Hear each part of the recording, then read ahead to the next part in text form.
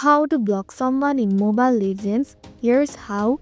First thing first, look towards the bottom right corner of your screen and click on the icon that looks like two people.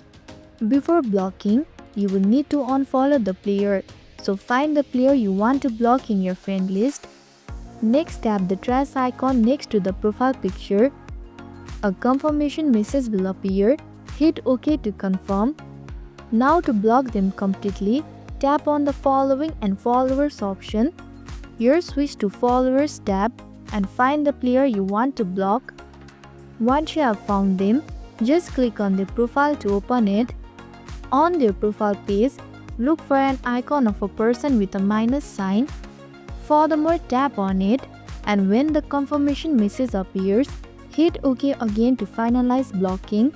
By doing this, you have successfully added the player to your blacklist and they won't be able to see your profile or send you messages anymore.